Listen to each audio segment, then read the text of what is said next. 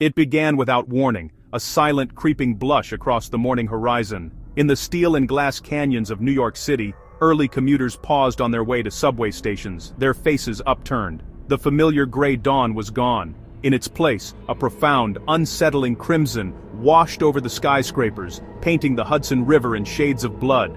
There was no sound, no alarm, just the gradual, inexorable transformation of the sky. It was a spectacle of impossible beauty and deep-seated dread. A shared moment of disbelief that connected millions of strangers as they collectively held their breath, wondering what this strange, beautiful and terrifying new day would bring to their world. Far across the globe, the same phenomenon was unfolding under different circumstances. In a small, quiet village nestled in the Japanese Alps, a farmer preparing for his day's work stepped outside into a world bathed in an ethereal ruby light.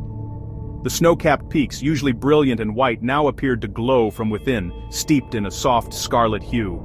The birdsong seemed to quieten, as if nature itself was holding its breath. The ancient cedars stood like dark sentinels against the impossible backdrop, a sight that felt both sacred and profoundly wrong. In the vast Kenyan savanna, acacia silhouettes were etched on a vibrant vermilion. A herd of elephants paused, ears fanned, listening for a threat they could not see. From Australia to the Arctic, from fishermen on wine-red seas to scientists on pink-lit ice, it was not localized. It was global, a crimson canopy uniting every soul in silent wonder. The initial reaction, in nearly every corner of the world, was one of stunned silence. People simply stopped what they were doing and looked up. Diverse public squares of people looking up, close-up faces of awe and silence. In the bustling markets of Marrakesh, the chatter faded into a hush. Vendors, customers haggling. The market falls silent. People look up. Eyes that were moments before focused on spices and textiles were now fixed on the sky. The sky turns red above the market. Children pointed, their questions swallowed by the spectacle of it all. This was a moment that transcended language and culture. It was a primal human response, a collective pause, then waves of emotion, fear and foreboding.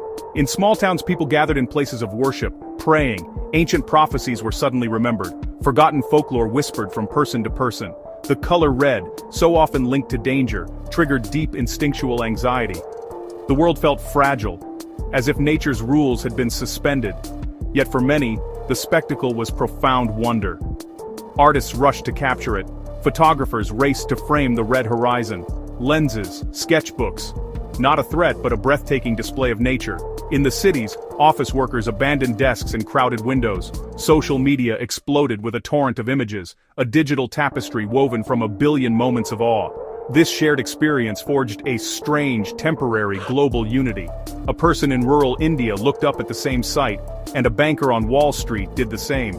News channels broadcast live feeds, people called loved ones. It was a reminder. Despite our differences, we all live under the same sky. As the world watched in wonder and trepidation, the scientific community sprang into action. Laboratories and observatories buzzed with urgent energy. The most immediate explanation pointed to Earth, a massive volcanic eruption injecting sulfur dioxide and fine ash into the stratosphere. Tiny particles scatter sunlight. The shorter blue is scattered away, allowing longer red wavelengths to dominate, especially at sunrise and sunset. Strong precedent, Krakatoa's fiery skies for years. Pinatubo changing sky color globally. Scientists scoured satellite data for a hidden super-eruption. Sunlight holds all colors. A clean atmosphere yields blue via Rayleigh scattering. With larger particles, Mie scattering dominates, pushing a filtered reddish-orange sky, but as hours ticked by, the theory cracked. Global systems reported no cataclysmic eruption, no seismic chatter from ocean trenches to remote volcanic ranges. Air quality showed no SO2 spike, no fine particulate surge. The red sky was undeniable, but the smoking gun was missing. The suspected terrestrial cause evaporated, leaving a profound and troubling puzzle. Eyes turned outward, to our sun. A solar storm could overwhelm the magnetic field, expand auroras, penetrate deeper, and paint the sky deep red. History's Carrington event lit skies blood red as far south as Cuba and Hawaii, frying telegraphs, a stark reminder of the sun's power. Scientists checked instruments, ground observatories and satellites for bright flares, halo CMEs, and surges in proton counts. An event painting the world red should leave off-the-chart signatures. Astronomers held their breath. Just as the volcanic theory crumbled, the solar storm hypothesis faltered. The sun was relatively calm. No Carrington-level CME, no massive spike in solar protons. Minor activity, yes, but nothing to ignite a uniform crimson glow. The expected cause was not there. The red sky appeared without an obvious trigger from our star. The two most logical culprits, a massive eruption and an extreme solar storm, were effectively ruled out. This was deeply unsettling. Our models explain red sunsets and auroras. Yet this global phenomenon defied them. The sky broadcast a signal we could not trace to a source. Could Earth have passed through a vast invisible dust cloud, comet tail, or asteroid debris, seeding the upper atmosphere? Or unknown atmospheric chemistry, electrical discharge on unprecedented scale?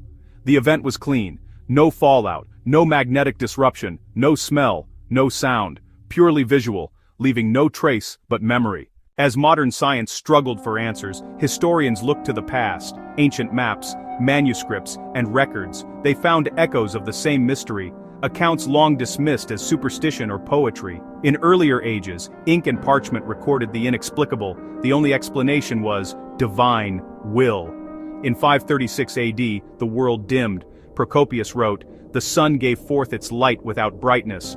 Crops failed, famine and upheaval followed. A volcanic veil is the leading theory, yet some accounts speak of bluish suns and fearful red skies.